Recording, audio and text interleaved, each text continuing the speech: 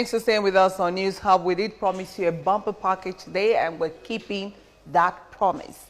Still taking a look at the state of the nation, we're going to be talking to someone who's been in the news year in, year out, and whose perspective we seek this morning as to what is happening in the nation and how those in the position of authority are handling issues, as well as you, Nigerian, watching us at this point in time. He's a human rights activist, a pro-democracy campaigner, blogger, writer, lecturer, and a publisher. Your guess is as good as mine. We present to you Omoyele Sowore. Omoyele Sowore, thank you so much for being part of News Hub this morning. How are you doing?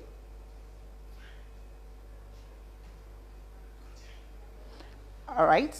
Can you please just unmute? Okay. All right. Can you unmute your device? I have okay. My device is unmuted. I don't know what's wrong on your side. Okay, we can hear you clearly now, Omoyele. Thank you very much for being part of the program. All right. If you can hear me right now, let's talk about the state of the nation, Nigeria. Many people all over the world have different tales to tell, bearing in mind the things we're faced with as a nation and the truth behind so many things that many people seek, especially when you talk about the recently held #EndSARS protest in the country. Let's talk about your journey to activism in the country and where you think we are as a nation today. Well, very sadly, we're nowhere.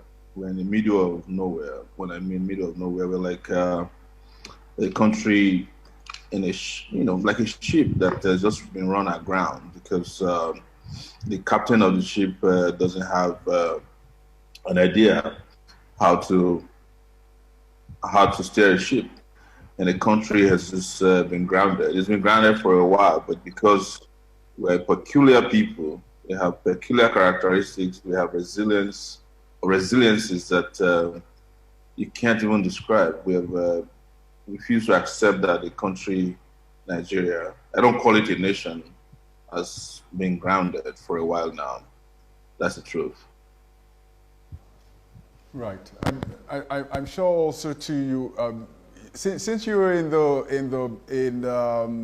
journalism world also too, I'm sure you see those stories coming and out every day, and deeply troubled with the state of insecurity in the country, where I'm asking what you think about the fact that we've had killings go on in Borno State, the most recent happening a couple of days, and the governor of Borno State, you saw the pictures there with the number of farmers and fishermen who were, killed. Very unfortunate. But if you want to look at insecurity in the country, what would you say is the number one problem you think you can pick out? The number one problem is when you talk about security, you talk about security agencies. And security agencies are mostly composed of the Army, the Navy, the Air Force, the police.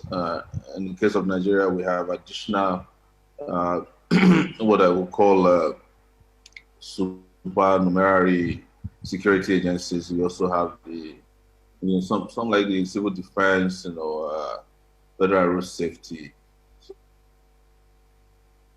They need coordination, they need organization, they need leadership. And the person who leads security agencies of a nation is referred to as the commander-in-chief of the armed forces, for those ones who bear arms. And there are about 5 or 6 of them, if not more, including the customs now, immigration. Plenty of them bear arms. It is that person, the commander-in-chief of the armed forces, that is missing in action. I don't think he has the capability. I don't think he has the presence of mind. I don't think he has the ability to coordinate, organize, and direct these forces to protect the citizens of Nigeria. That's the truth. And when people wake up every morning, issue press releases, or organize press conferences, or hold meetings to say that they should fire service chiefs, I laugh at them, because the problem is not service chiefs.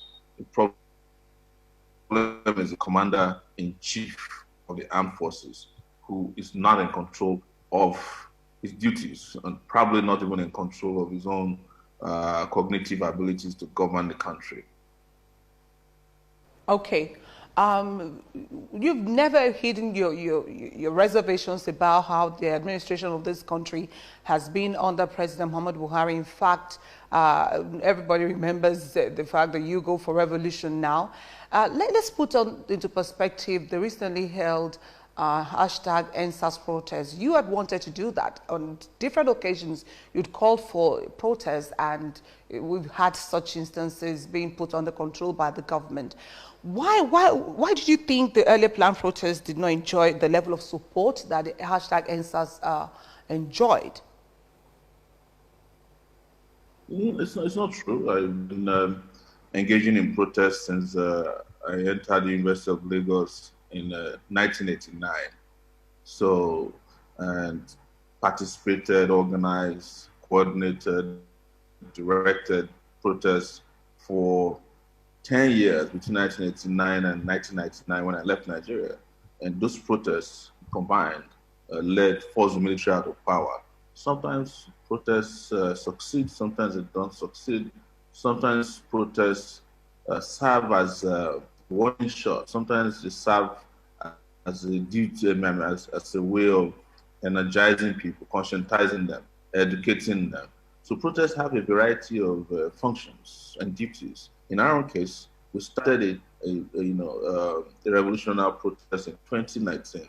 It is not true that it wasn't successful. If it wasn't successful, I wouldn't have been arrested before the protest. If it wasn't successful, the government would not have deployed forces all over the country and arrested and detained people across the country. It was successful. And I was detained for 5 months because they were afraid of the protests. Even the NSAS protests we were talking about, no leader of the NSAS protest is in detention as we speak. When I say leaders, I mean in promoters. There are still several persons that are in detention. So just to be clear about that. But I was targeted for that reason in 2019. And after I came out, we started organizing again. When I was in detention, organizing was going on. Even the DSS accused me of organizing while in detention, while in Comunicado. So the protests never stopped. The organizing never stopped. The communications never stopped. The conscientization, the education, the movement of people to put an end to the shenanigans of the Buhari regime never stopped. So on August 5, 2020, we had a protest. The government was shocked. It was headline everywhere. And they sent Femi Adesina, who's the spokesperson to the governor, to the president, to say that it was a child play. And then that energized more people to say, look, it's not going to be a child play next time you hear from us. And then on October 1, there was a protest across this country. On October 1, we rejected the Nigerian independence instead. Because of that, they couldn't hold independence. On October 8, we were the first group of persons to lead NSAS protesters to the headquarters of the police, the Nigerian police headquarters in Abuja. And then on October 9, there was another protest in Abuja where some young persons were arrested. I went to the police station to bail them out. On October 10, the major protest broke out in Abuja. Also on October 8 in Lagos, FAS, Runtown led the protest. So these protests have connections. You forget about the hashtags. I've always told people that the hashtag against us is just a nomenclature for disagreement with the government, loss of confidence in the government.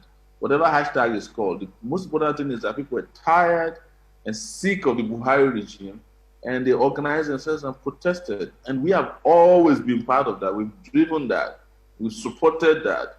We've participated in that. We've led so many of it. A lot of protests that you saw happen during NSAS were led by members of Revolution Now across Nigeria. And but I'm not saying that we were the only ones who participated, but a lot more people participated because we have kept this against this government going since 2019. One moment, Omoyele Sowore, did you just say that the hashtag NSAS protest that we saw across the nation was led by members of Revolution Now?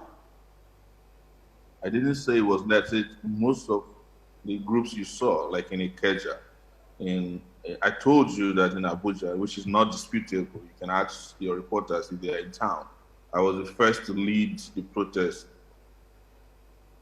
Aisha Yusufu, to the police headquarters. We're the first to go to the police headquarters. We took their animal blood and inscribed on the floor NSAS and stayed there until the whole country was watching. So Raphael Adebayo was also there, four of us, and this was well covered. You know, in Ikeja, Revolution Now participated.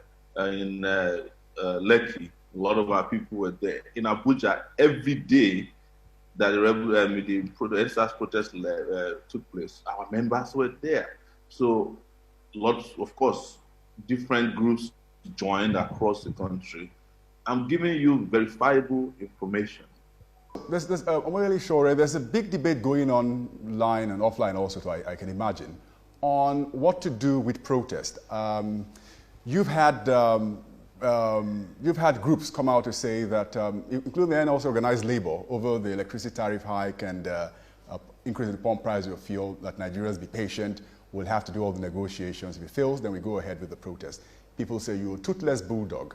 The IG has come out and said that we would not allow those protests that happened during the NSAS, which was hijacked by hoodlums at some point, led to anarchy and chaos all across major cities in the country, to reoccur. And I'm sure you're thinking, with your several years, on the field and protesting and all of that for improved lives for Nigerians generally, what are your thoughts? Do you think warnings and all of those sort of things, people are beginning to rethink whether protests work or not? No, look, during our days as student leaders fighting against military rule, we had not only warnings. We would do protests the next day, the military would have expelled you from using these useless vice chancellors who were our university administrators in those days. It didn't stop us. I was expelled twice from the University of Lagos. I was shot at. They killed people beside me on the Ikorodu Road when Abacha was passing. But where are all these people today?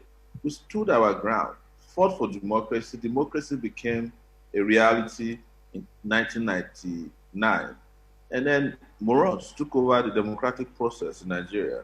That is why 20 years later, we are still having conversation about the right to protest. If you go to South Africa today, nobody can stop you from protesting, because even though they emerged from apartheid in 1994, which wasn't too far from when we emerged from military rule, that you still have an Inspector General of Police who says to you that you can't protest, even though their own constitution, which they imposed on Nigerians in 1999, that useless constitution, says that you even have a right to protest, shows that we haven't had democracy yet. And that is why this struggle that was going on now must be seen as a struggle for for freedom all over again. It's like fighting for independence all over again, so that you can have that breathing space to do what is right and just in your own society, so that you can restore your citizenship, that the police officer doesn't shoot at you because you have cornrows on your head, or that the army doesn't shoot at you, whether with blank bullets or live bullets, because you are demanding for your rights in an organized and peaceful manner. That is what democracy is about. When you don't have these tenets fulfilled within a democratic process, you don't have a democracy. You just have people who are running a country like a jungle. And that's why sometimes when you hear people say Nigeria is a zoo, I disagree with them. Zoos are better organized than Nigeria as it is now, because when you go to a zoo, they have doctors, they have a time to eat, those animals get attended to, some of them even get some kind of education. You don't get any of those things in Nigeria. Nigeria is totally a jungle.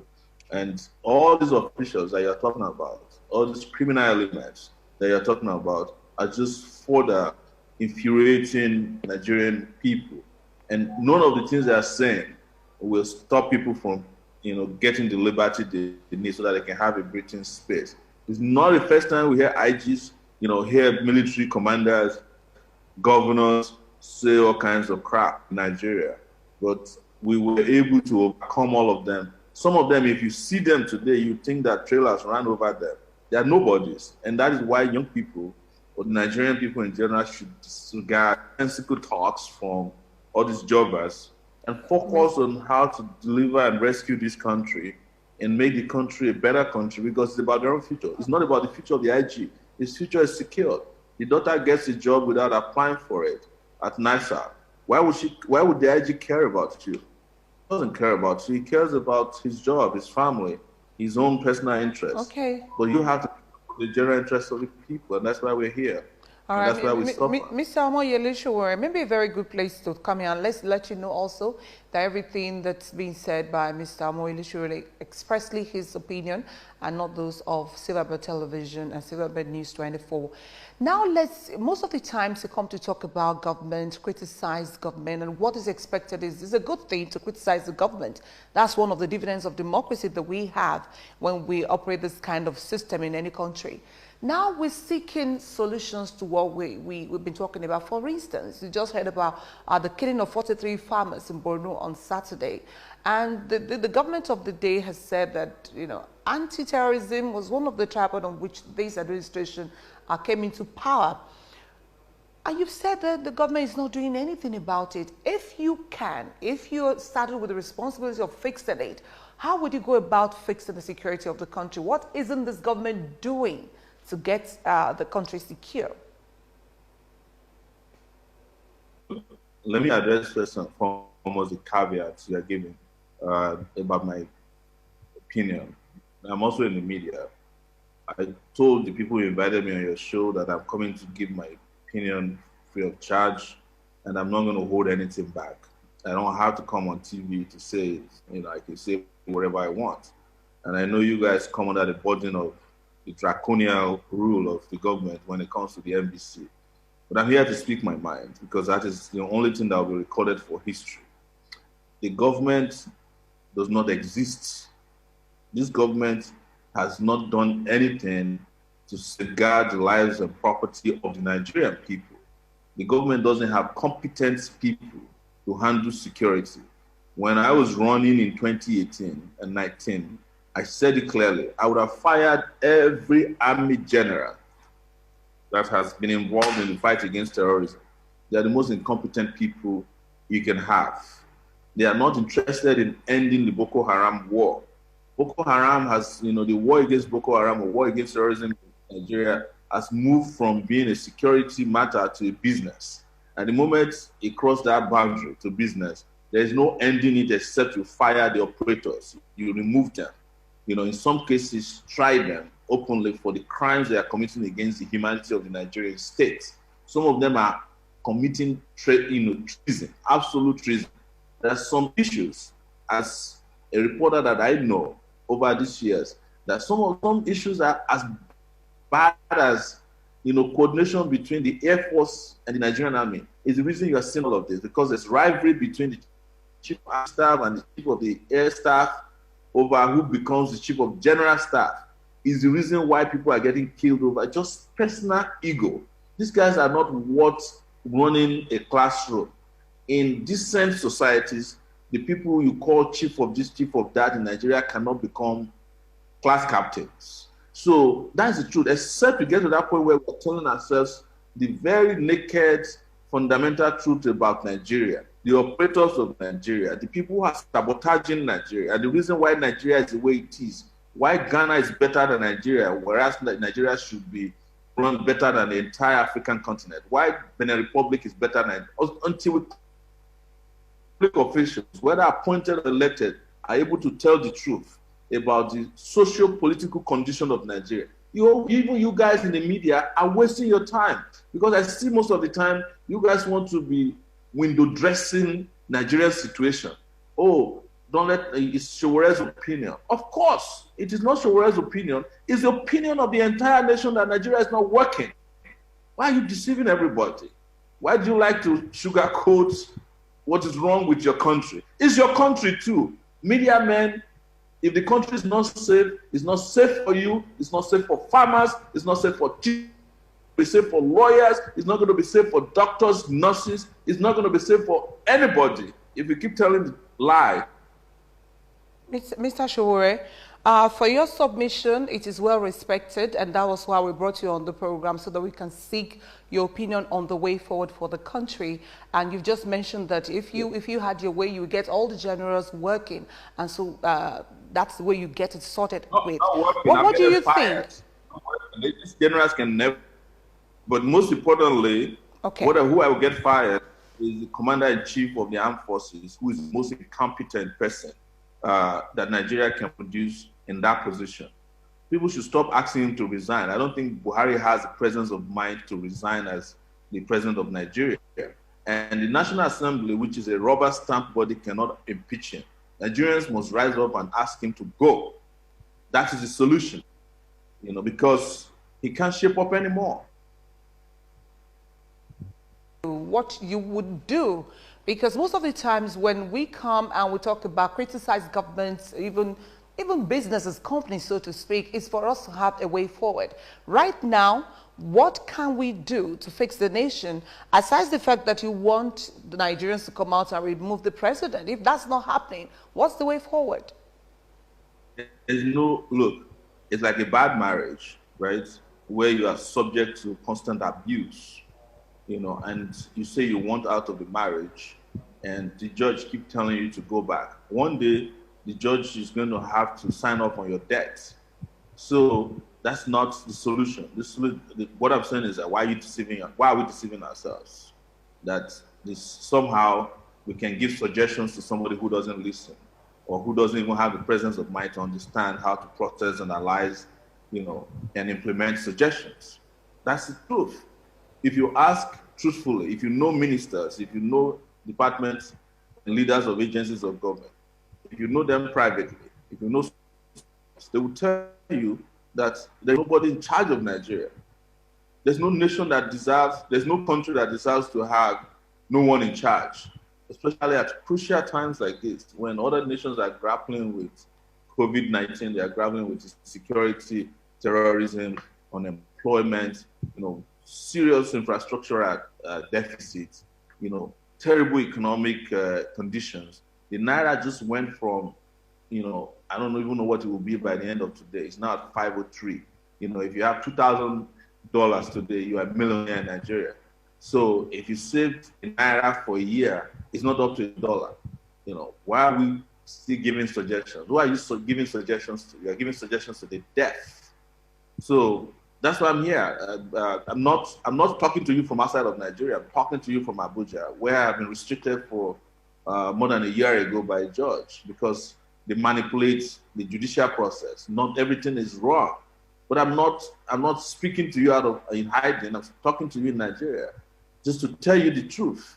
And I'm not part of the people who will be lying to you that if you offer suggestions, in different formats that somebody is going to process. There's nobody to process your suggestions, and there's not a situation. If that's the situation, why don't you just tell yourself the truth? All right, Mr. Sowore, something I want you to also impute, because there's never, a lot of people don't think there's an end to us speaking truth to power. We keep on doing this until we get some improvement in the situation.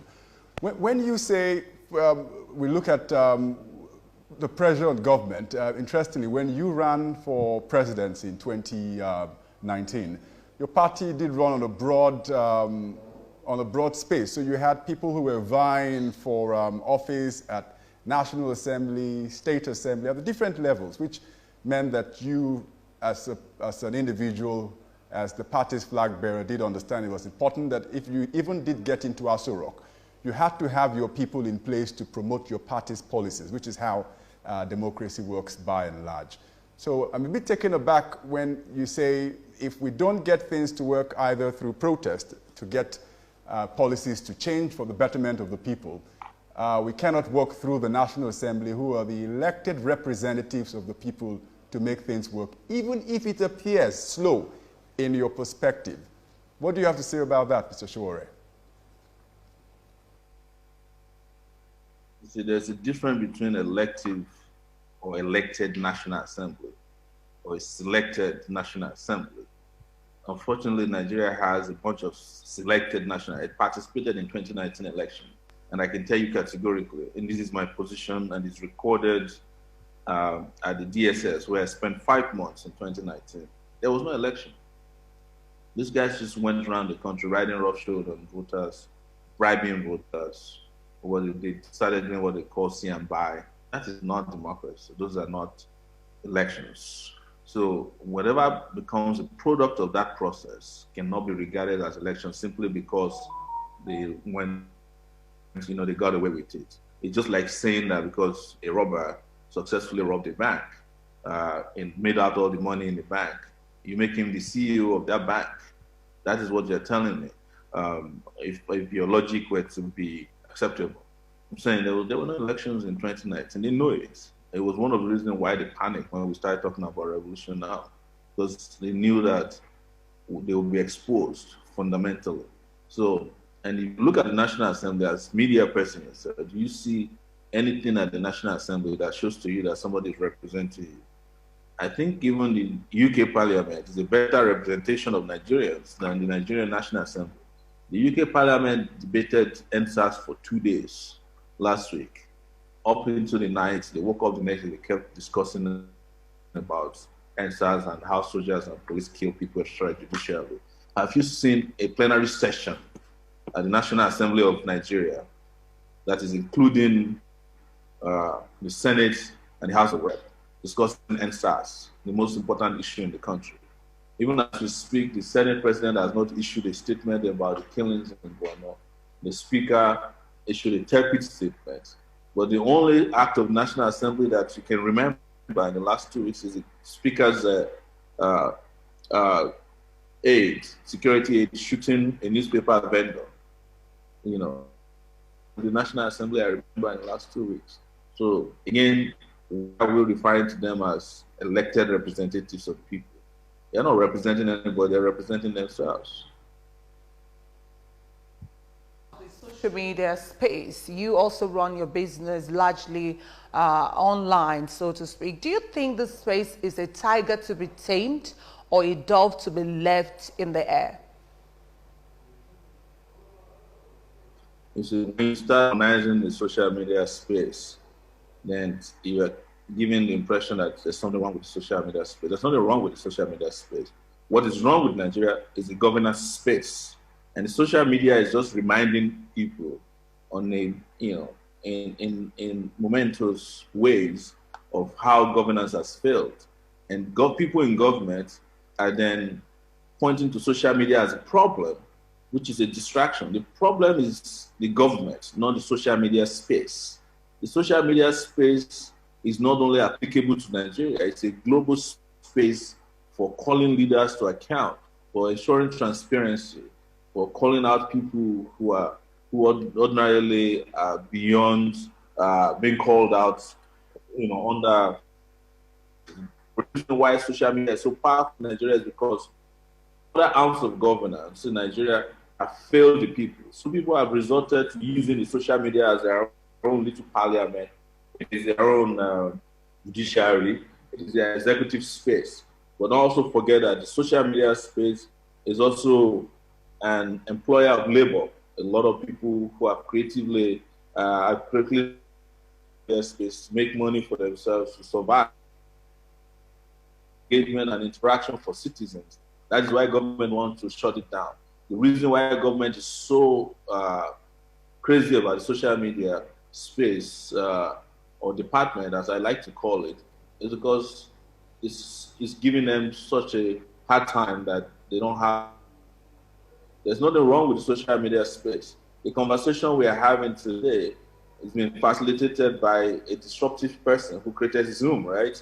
So I can, from my room in Abuja, talk to you. If Zoom did not happen, I would have to walk to a TV station or one of those. Mr. Sowore, as we bring the discussion to an end, because time flies when you're having a big discussion. It's a question we also asked Chris Iwokobia Jr., who we interviewed earlier on. Who interestingly was also a presidential candidate, I think 2011. There's already a lot of movement towards 2023 general elections, to the consternation of many thinking that the election just happened in 2019. But will you be contesting for the elections in 2023 if the opportunity showed up? I'm contesting for freedom, first and foremost. If this country is not free in 2020, and there can be a free 2022, extrapolating, what needs to happen is the presence of now. We have an urgency of now. How do people in Maiduguri survive and vote in 2023 if they are slaughtering them and cutting off their throats, even when they're engaging in legitimate business of farming? How do the people of Zamfara get to 2023? How do people in Lagos get to 2023 when you're shooting them when they engage in peaceful protests? How do people of Southern Kaduna get to 2023? People of Benue, Plateau State, how do our IPOB members or friends in the Southeast get to 2023? How the Shiites get to 2023 with this kind of government? So people who are calculating based on 2023 are doing what is natural about them, gambling about the political future of Nigeria. I'm not a gambler. I am a realist. I'm a pragmatist. We want this country to be better because with we the set have of to leave now. Apologies, we have to go now. If you can hear me, Mr. Sowore. We have to go now, but within 30 seconds, if you can, I'd like for you to really clear this, and it's within 30 seconds, please. There's a rumor that you're being used by some enemies of Nigeria to destabilize the country, and that you've been heavily funded to do that. Can you clear the airs on that as we round off on the show today? I didn't need to clear the air. The same allegation was made against me when I was arrested in 2019 that I was given $100 million and that I've gone to Dubai to destabilize the country. When I was detained for 5 months, they took the evidence before a court, and when there was no evidence, they themselves withdrew that charge that I was engaging in money laundering because they discovered that stupidly and ignorantly I had never traveled to Dubai. So they withdrew the charges of money laundering, they withdrew the charges of cyber stalking, and they left the laughable treasonable felony. So it's natural that when government is lost relevance and any form of intelligence, they start running around throwing allegations around, and I expect that you, the guys in the media, will do a better job. They've been accusing me of trying to destabilize Nigeria since I was 18 years old when I entered the University of Lagos. There's nothing to destabilize in Nigeria. Nigeria is already destabilized by its own leaders. All right. We are here to fix Nigeria. Thank you. Thank you very much, Omoyele Sowore. Great speaking with you.